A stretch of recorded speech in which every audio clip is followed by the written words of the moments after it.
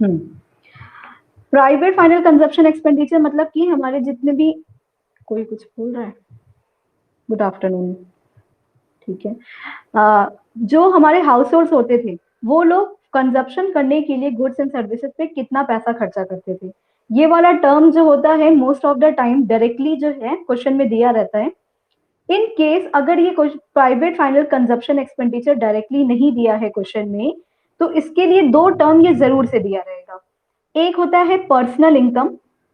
Personal income मतलब कि जो हाउस होल्ड की जो कितनी डिस्पोजेबल इनकम है, मतलब वो कितना खर्चा करने के लिए इनकम अपने पास रखा हुआ है, और साल के लास्ट में उसके पास जितनी सेविंग बचती है। मान लेते हैं कि अगर 100 रुपीज उसकी इनकम है और साल के लास्ट में उसकी सेविंग सिर्फ 20 रुपीज बचती है, तो अगर हम इनकम में से सेविंग्स माइनस करेंगे तो ये जो बीच का पैसा होगा 80 रुपीज, वही उसकी कंजप्शन एक्सपेंडिचर होगी, यानी कि वो गुड्स और सर्विसेज को कंज्यूम करने के लिए पूरे साल के दौरान उतना ही रुपए खर्चा किया होगा। तो अगर ये question private final consumption expenditure direct नहीं दिया रहता है, तो हम उसे पर्सनल इनकम माइनस सेविंग करके भी कैलकुलेट कर सकते हैं। ओके, उसके बाद हम लोग पढ़े थे कि गवर्नमेंट फाइनल कंजप्शन एक्सपेंडिचर क्या होता है। गवर्नमेंट फाइनल कंजप्शन एक्सपेंडिचर का मतलब होता है गवर्नमेंट के हर तरीके के खर्चे for goods and services. Goods and services को लेने के लिए अगर गवर्नमेंट किसी भी तरीके का एक्सपेंडिचर करती है यानी खर्चा करती है, तो उसे हम कहते हैं क्या, गवर्नमेंट फाइनल कंजप्शन एक्सपेंडिचर। ये वाला जो पॉइंट है ये भी क्या होता है, डायरेक्टली जो है क्वेश्चन में दिया रहता है। अगर डायरेक्टली नहीं दिया है तो हमें इसका कॉन्सेप्ट पता होना चाहिए कि गवर्नमेंट के all the expenses of the government which are conducted for the goods and services, मतलब जितने भी, मान लो कि अपने एम्प्लॉयज को गवर्नमेंट जो है कंपनसेशन दिया यानी कि पैसा सैलरी दिया, या गवर्नमेंट हॉस्पिटल के लिए कोई इक्विपमेंट्स खरीदा, या गवर्नमेंट ने किसी भी तरीके का अगर एक्सपेंडिचर है और बाय द गवर्नमेंट लिखा हुआ है, तो ये सब कुछ हम लोग गवर्नमेंट फाइनल कंजप्शन एक्सपेंडिचर के अंदर डालते हैं।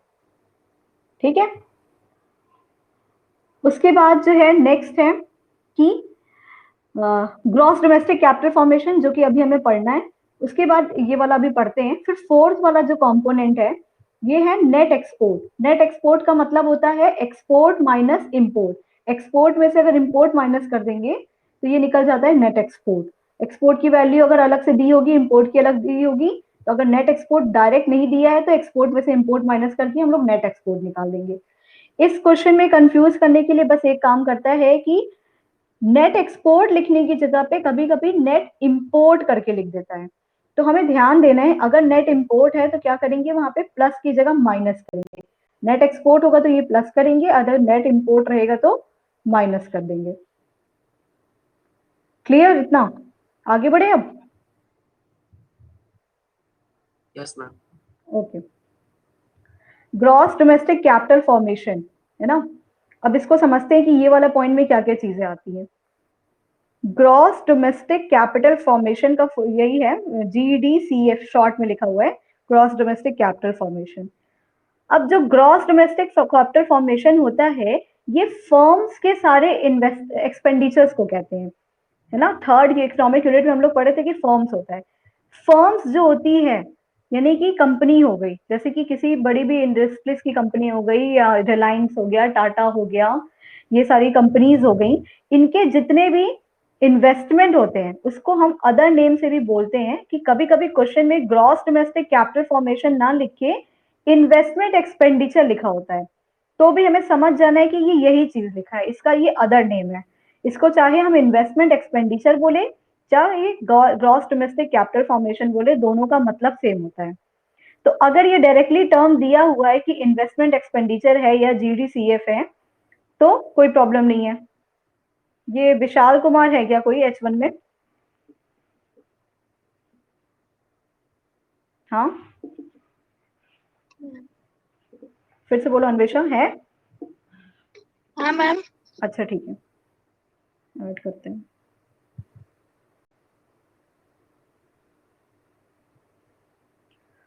हो गया। उसके बाद देखो, ग्रॉस डोमेस्टिक कैपिटल फॉर्मेशन ना लिख के क्वेश्चन में अगर इन्वेस्टमेंट एक्सपेंडिचर डायरेक्टली लिखा हुआ है तो हमें मतलब ये वाला मिल गया, इसका जो भी वैल्यू रहेगा वो ऐड कर देंगे। इन्वेस्टमेंट एक्सपेंडिचर अगर सिर्फ लिखा हुआ है, इसकी जगह पे कभी कभी ग्रॉस इन्वेस्टमेंट भी लिख देता है।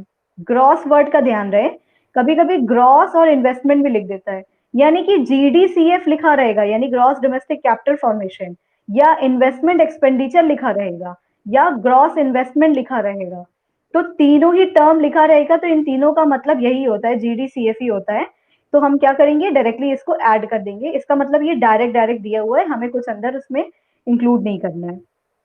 ये बात समझ में आई? तीनों नाम याद कर लेना क्या क्या बोलते हैं। इन्वेस्टमेंट एक्सपेंडिचर याद क्या करना है, समझना भी है कि इन्वेस्टमेंट एक्सपेंडिचर जितना भी फॉर्म कर रहा है, या ग्रॉस इन्वेस्टमेंट जितना भी फॉर्म कर रहा है, या ग्रॉस डोमेस्टिक कैपिटल फॉर्मेशन जितना भी फॉर्म कर रहा है। आगे बढ़े।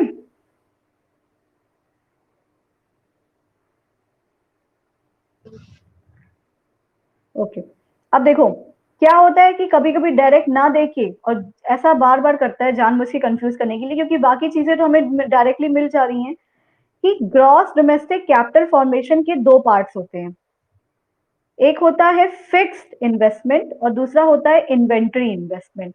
देखो क्या होता है ना कि ग्रॉस डोमेस्टिक कैपिटल फॉर्मेशन ये फर्म्स जो है, ये इकोनॉमिक यूनिट होती है, करती है। अब फर्म्स जो होती है कभी भी अपना फैक्ट्री मान लो कोई सेटअप कर रही है, तो वो दो तरीके के खर्चे करती है अपने फैक्ट्री लगाने के लिए। सबसे पहले वो कहीं पे जमीन ढूंढती है, लैंड ढूंढती है, या बिल्डिंग ढूंढती है, या कोई ऐसी जगह खरीदती है जहां पे वो अपना सेटअप कर सके। और अगर प्रोडक्शन एक्टिविटी करनी है तो वहां पे मशीनरी ढूंढती है, इक्विपमेंट्स ढूंढती है, जिसे हम क्या कहते हैं, कैपिटल गुड्स कहते हैं, है ना। इसको हम लोग पढ़े भी थे कि कैपिटल गुड्स के लिए अपना जितना भी निवेश करती है, इन्वेस्टमेंट करती है, लॉन्ग टर्म जो गुड्स होते हैं उसके कैपिटल गुड्स होते हैं। जैसे कि क्या होता है, लैंड है, बिल्डिंग है, मशीन्स हैं। इन सारे चीजों के लिए जो फिक्स्ड एसेट होते हैं, उनके लिए जितना भी वो पैसा खर्चा करती है उसे हम फिक्स्ड इन्वेस्टमेंट बोलते हैं। क्या बोलते हैं? Fixed investment. जो भी उनके लॉन्ग टर्म फिक्स्ड एसेट के ऊपर कंपनी खर्चा करती है उसे हम बोलते हैं क्या, फिक्स्ड इन्वेस्टमेंट। अब उसने लैंड ले लिया, बिल्डिंग ले ली, मशीनरी ले ली, सारे इक्विपमेंट्स ले लिए, इन सारे चीजों के बाद वो प्रोडक्शन का काम शुरू करेगा। और प्रोडक्शन के काम शुरू करने के लिए क्या होता है, उसको स्टॉक्स, रॉ मटेरियल की जरूरत पड़ती है। जो क्या होता है, जो कभी उसने स्टॉक्स जुटाया, उस स्टॉक से वो रॉ मटेरियल से अपना प्रोडक्शन किया, वो स्टॉक खत्म हो गया। तो जितने भी क्या होते हैं, शॉर्ट टर्म के इन्वेस्टमेंट्स होते हैं, जिन्हें हम इन्वेंट्री इन्वेस्टमेंट के नाम से भी जानते हैं, है ना। जितने भी इन्वेंट्री इन्वेस्टमेंट होते हैं, जैसे कि स्टॉक्स के यानी परचेज ऑफ रॉ मटेरियल के ऊपर, या परचेजेस ऑफ इन्वेंट्री के ऊपर जितने भी खर्चा करता है फर्म्स कोई, वो सारा चीज होता है क्या, इन्वेंट्री इन्वेस्टमेंट। तो मतलब हमें क्या पता चला कि ग्रॉस डोमेस्टिक कैपिटल फॉर्मेशन जो है वो दो चीजों से मिलके बना है। एक तो जो लॉन्ग टर्म फिक्स्ड एसेट होते हैं उसके ऊपर जितना भी इन्वेस्टमेंट होता है यानी एक्सपेंडिचर होता है, जैसे लैंड, बिल्डिंग और मशीनरी के ऊपर, और प्लस जितना भी इन्वेंट्री यानी स्टॉक्स, इन्वेंट्री मतलब स्टॉक्स के ऊपर जितना भी इन्वेस्टमेंट करता है कोई फर्म अपने रॉ मटेरियल्स को जुटाने के लिए, या अपने जो सेमी फिनिश्ड गुड्स होते हैं उनको जुटाने के लिए। ठीक है, ये दो चीज को प्लस करके बन जाता है क्या, ग्रॉस डोमेस्टिक कैपिटल फॉर्मेशन। इसका मतलब है फर्म्स के दो तरीके के खर्चे होते हैं, एक तो फिक्स्ड इन्वेस्टमेंट के ऊपर होता है, दूसरा इन्वेंट्री इन्वेस्टमेंट के ऊपर होता है। तो अगर हमें ग्रॉस डोमेस्टिक कैपिटल फॉर्मेशन या इन्वेस्टमेंट एक्सपेंडिचर या ग्रॉस इन्वेस्टमेंट जो है डायरेक्टली नहीं दिया रहेगा, तो क्या करेंगे हम, फिक्स्ड इन्वेस्टमेंट को में इन्वेंट्री इन्वेस्टमेंट प्लस करेंगे, तब जाके हमारा जीडीसीएफ कैलकुलेट होगा, है ना। और अगर अगर किसी को याद होगा तो हम लोग ये पढ़े थे कि ग्रॉस इन्वेस्टमेंट क्या होता है, नेट इन्वेस्टमेंट क्या होता है। इस वाले में हम लोग ने जो ग्रॉस इन्वेस्टमेंट पढ़ा था, ग्रॉस इन्वेस्टमेंट में हम लोग ने ये देखा था, सेम चीज है, ग्रॉस इन्वेस्टमेंट लिखा, जो इसमें भी यहाँ पे लिखा हुआ था क्या, कि ये ग्रॉस इन्वेस्टमेंट होता है। तो ग्रॉस इन्वेस्टमेंट हमेशा दो ही चीजों से मिलके बनता है। ग्रॉस इन्वेस्टमेंट, नेट इन्वेस्टमेंट और डेप्रिसिएशन वाले टॉपिक में देखना, नोट्स वाले में भी, कि इसमें स्टॉक इन्वेस्टमेंट और ग्रॉस फिक्स्ड कैपिटल इन्वेस्टमेंट को मिला के बनता है। ग्रॉस इन्वेस्टमेंट मतलब जितने भी रॉ मटेरियल के ऊपर इन्वेस्टमेंट होते हैं, इन्वेंट्री के ऊपर, और फिक्स्ड एसेट का मतलब है मशीनरी, इक्विपमेंट और बिल्डिंग के ऊपर जितने भी खर्चे होते हैं। इसका हम लोग अदर नेम भी पढ़े थे कि it is also known as gross fixed capital formation. ये देखो, ये जो ग्रॉस फिक्स्ड इन्वेस्टमेंट है, फिक्स्ड इन्वेस्टमेंट को हम लोग gross domestic fixed capital formation के नाम से भी जानते हैं। ये ग्रॉस डोमेस्टिक कैपिटल फॉर्मेशन लिखा हुआ है, लेकिन यहाँ पे gross domestic fixed capital formation लिखा हुआ है। अभी यहाँ फिक्स्ड वर्ड लिखा हुआ है, इसका मतलब ये है कि इस gross domestic fixed capital formation के अंदर इन्वेंट्री वाले इन्वेस्टमेंट को नहीं जोड़ा गया है, नहीं ऐड किया गया है। तो इसको हम जीडीसीएफ बनाने के लिए इस फिक्स्ड कैपिटल फॉर्मेशन वाले में क्या करेंगे, इन्वेंट्री इन्वेस्टमेंट, जिसका फॉर्मूला क्या होता है, closing stock minus opening stock, इसको लिख के ऐड करेंगे, तब जाके ये पूरा टर्म, ये दोनों टर्म मिलके ये पूरा टर्म मिलेगा हमें। ये वाली बात समझ में आई? Yes ma'am. ठीक है। अच्छा, एक जगह और हम लोग ये पढ़ चुके हैं, इन्वेंट्री इन्वेस्टमेंट, किसी को याद है?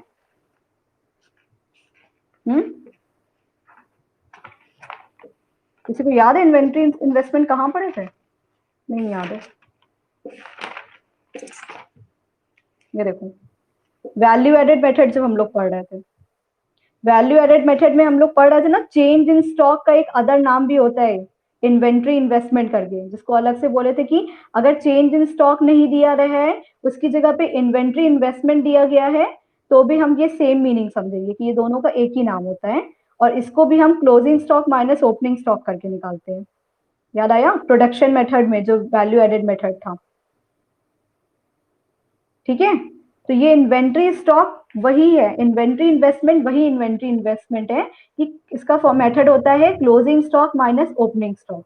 अगर इन्वेंट्री इन्वेस्टमेंट डायरेक्ट नहीं दिया है तो closing stock minus opening stock करेंगे तो क्या निकल जाएगा, इन्वेंट्री इन्वेस्टमेंट निकल जाएगा।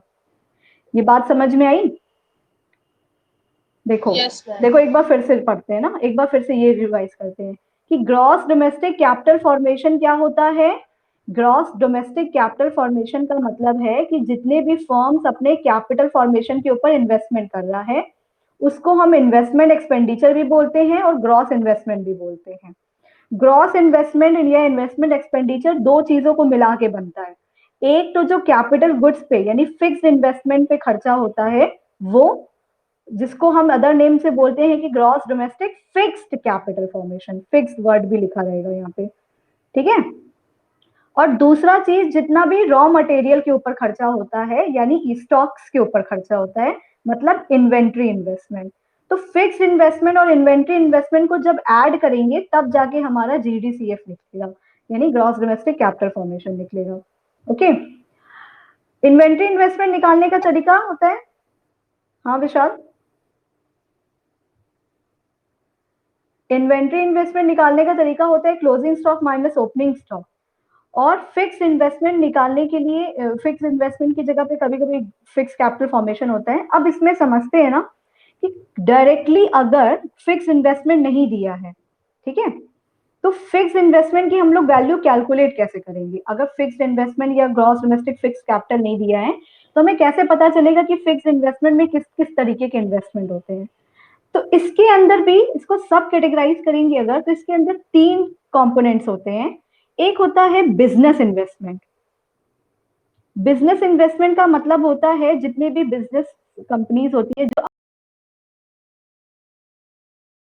कर रही है, जैसे अपनी फैक्ट्री खोली हुई है, रिलायंस है, टाटा है, ये अपने बिजनेस के ऊपर जितना भी इन्वेस्टमेंट कर रही है उसमें को बिजनेस इन्वेस्टमेंट बोलते हैं। प्लस करेंगे इसमें रेजिडेंशियल इन्वेस्टमेंट। रेजिडेंशियल इन्वेस्टमेंट वो तरीके का इन्वेस्टमेंट होता है जो हम बड़ी बड़ी सोसाइटी बनाते हैं, बड़े बड़े बिल्डिंग्स लेते हैं, बिल्डिंग्स जिसमें अपार्टमेंट होता है, फ्लैट लेते हैं लोग, उन सारे बिल्डिंग्स वगैरह में अगर हम इन्वेस्टमेंट करते हैं तो वो रेजिडेंशियल इन्वेस्टमेंट के कैटेगरी में आता है। ठीक है। फिर उसमें प्लस करते हैं, तीसरा होता है फिक्स्ड इन्वेस्टमेंट में क्या, पब्लिक इन्वेस्टमेंट। पब्लिक इन्वेस्टमेंट से ये मतलब होता है कि जितना भी रोड्स बनाने के लिए, ब्रिजेस बनाने के लिए, गवर्नमेंट स्कूल बनाने के लिए, हॉस्पिटल्स बनाने के लिए, ये सारी चीजें बनाने के लिए, या हम बोल सकते हैं कि जितना भी मॉल होता है, पब्लिक प्लेसेस है ना, मॉल हो गया, शॉपिंग कॉम्प्लेक्स हो गया, इन चीजों को बनाने के लिए, क्योंकि गवर्नमेंट और प्राइवेट दोनों की बात हो रही है, तो ये सब बनाने के लिए जितना भी इन्वेस्टमेंट होता है वो होता है क्या, पब्लिक इन्वेस्टमेंट। मतलब फिक्स्ड इन्वेस्टमेंट यानी gross domestic fixed capital formation जो है बिजनेस इन्वेस्टमेंट, रेजिडेंशियल इन्वेस्टमेंट और पब्लिक इन्वेस्टमेंट को जोड़ के बनता है।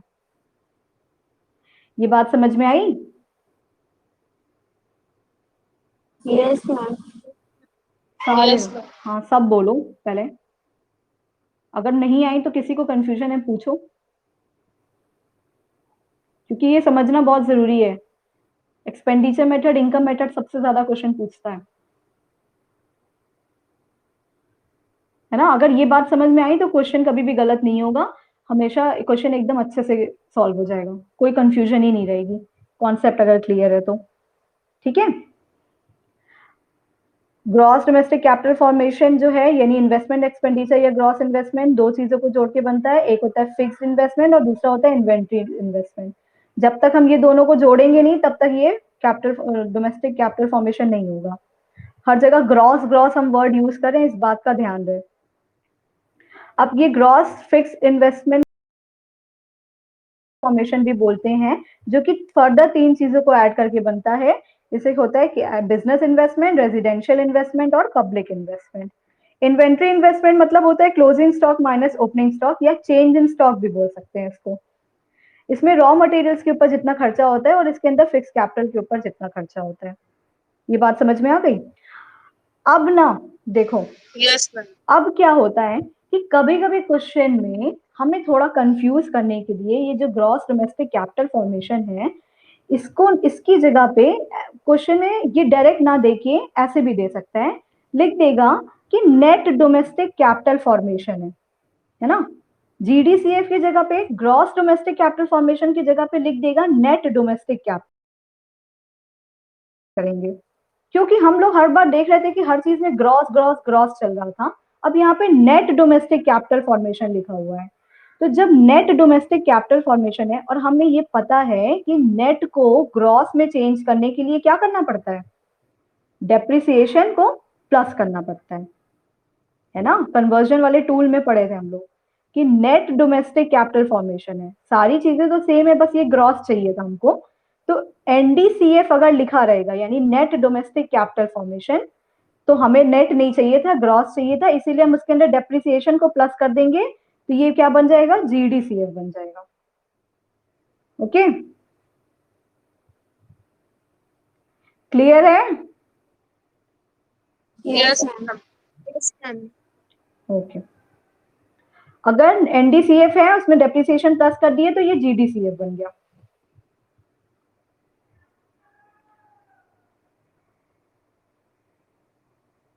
फिर उसके बाद क्या होता है, अगर मान लो एनडीसीएफ की जगह पे भी नेट डोमेस्टिक कैपिटल फॉर्मेशन नहीं दिया, इस बार क्वेश्चन में दिया हुआ है net domestic fixed capital formation. देखो फिक्स वर्ड आ गया, इसका मतलब है net domestic fixed capital formation. एक तो पहली बात की ये नेट दिया है, ग्रॉस हमें चाहिए था।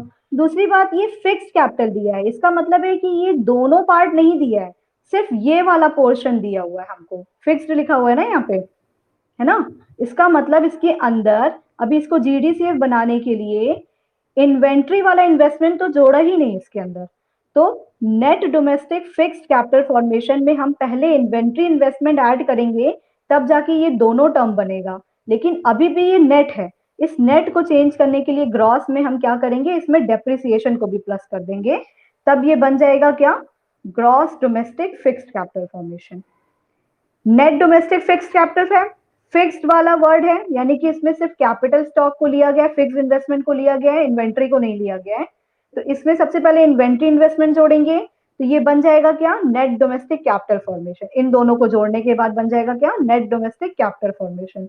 अब नेट डोमेस्टिक कैपिटल फॉर्मेशन को ग्रॉस बनाने के लिए उसमें डेप्रिसिएशन को ऐड कर देंगे, तो ये बन जाएगा क्या, ग्रॉस डोमेस्टिक कैपिटल फॉर्मेशन। ये बात समझ में आई?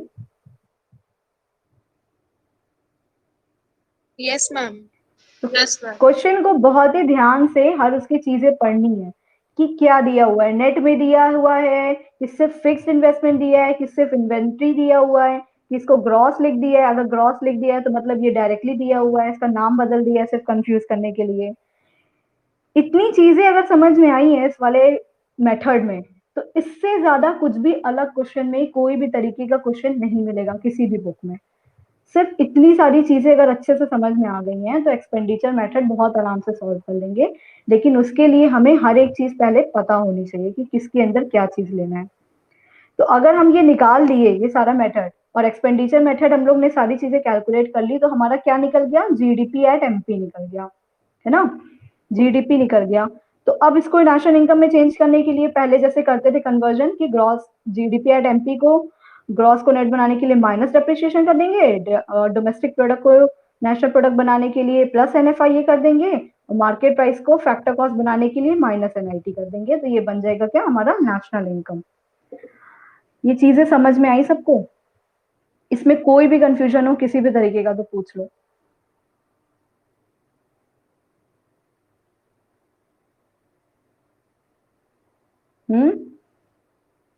और हमें आंसर नहीं मिलेगा तो हमें कुछ समझ नहीं आएगा। हाँ उत्कर्ष फिर से बोलो।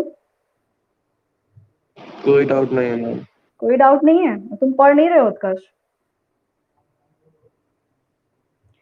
और एक बात और इन्फॉर्म करना चाहते हैं स्टूडेंट्स कि आप लोगों का ऑनलाइन क्लासेस जो है वो 12 मई तक चलेंगी, ठीक है।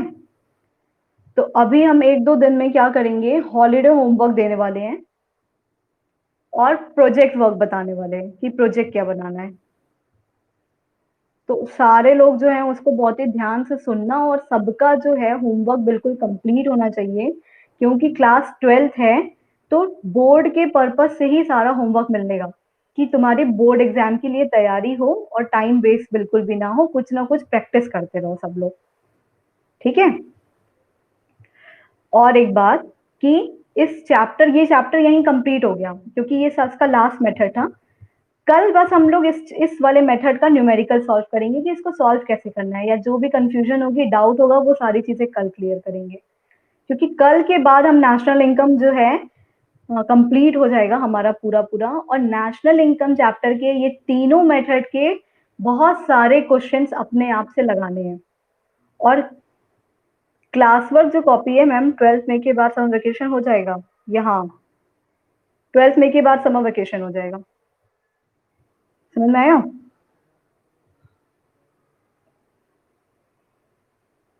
ठीक है प्रियांशु, 12th मई के बाद 12th मई को लास्ट क्लास चलेगी ऑनलाइन, उसके बाद समर वेकेशन हो जाएगा। और कितने दिन तक, ये अभी नोटिस आएगी ना तो पता चल जाएगा कितने दिन तो हो जाएगा। ये तो आज ही हम लोगों को पता चला है कि 12th मई के बाद समर वेकेशन होगा। बस क्वेश्चन सॉल्व करने हैं सबको बहुत सारे। और जो है कि कल न्यूमेरिकल चलेगा इसका, एक्सपेंडिचर मेथड का, इसको भी बहुत ध्यान से समझ लेना। जिसको जो डाउट होगी वो पूछेगा अपना। फिर हम लोग परसों से यानी वेडनेसडे से जो है इंडियन इकोनॉमी का फर्स्ट चैप्टर स्टार्ट करेंगे, सो डैट हमारा 12 मई के पहले इंडियन इकोनॉमी का भी फर्स्ट चैप्टर कंप्लीट हो और तुम लोग अपने आप से सेल्फ स्टडी कर लो उस पर अच्छे से, ठीक है। क्लियर हुआ? जितने क्वेश्चंस हम भेजे थे फोटो में वो क्वेश्चंस नोट करके रखना, क्योंकि कल हम एक एक पेज पे करना, अलग अलग पेज पे इसको सॉल्व करेंगे। और एक बात और बहुत इंपॉर्टेंट कि ये तीनों मेथड के 20-20 क्वेश्चंस अपने फेयर कॉपी में करने हैं। 20-20 क्वेश्चंस तीनों मेथड के फेयर कॉपी में करने हैं, और बाकी के क्वेश्चंस अपने आप से प्रैक्टिस करना है किसी भी कॉपी में, रफ कॉपी में। 20 क्वेश्चन, 20-20 क्वेश्चन फेयर कॉपी में होने चाहिए, ये तीनों मेथड के, वैल्यू एडेड मेथड के, इनकम मेथड के एंड एक्सपेंडिचर मेथड के। क्लियर है सबको? रिस्पॉन्स कर दिया करो। Yes ma'am. यस। ओके, अभी यहाँ पे कोई डाउट है? किसी चीज को फिर से बताना है, कुछ बताए, समझाना है